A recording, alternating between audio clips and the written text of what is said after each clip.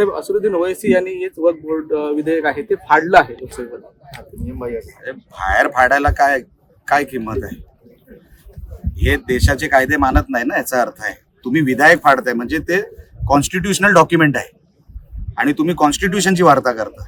तुम्ही एक constitutional document फाडल्यानंतर तुम्ही हातात संविधान घेऊन जे काय तुम्ही दाखवताय ना, त्याचा रिस्पेक्ट ठेवताय का तुम्ही?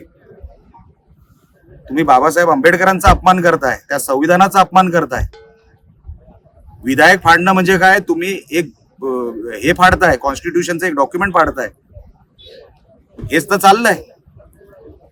काही समाजातली लोक त्यांना असं वाटतंय की आम्ही करू तोच कायदा, कारण का काँग्रेसने इतके वर्ष त्यांना सांभाळायचं काम केलं. आता सडनली अचानकपणे त्यांना कायदा फॉलो करावा लागतोय, त्यांना ते कळत नाहीये.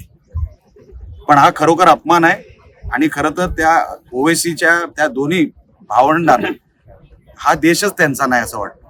ते पाकिस्तानचेच आहेत, ते पाकिस्तानचेच म्हणून मरणार. त्यांना दुसरा काही आपल्या देशाबद्दल आस्था नाही. भारत माता की जय ते म्हणत नाही, वंदे मातरम म्हणत नाही, जनगण मन म्हणत नाही, भारत माता की जय म्हणत नाही. या अशा अवलादी पाकिस्तानच्या अवलादी आहेत. हे भारतात येऊन बोलतायत, याचं दुःख आहे.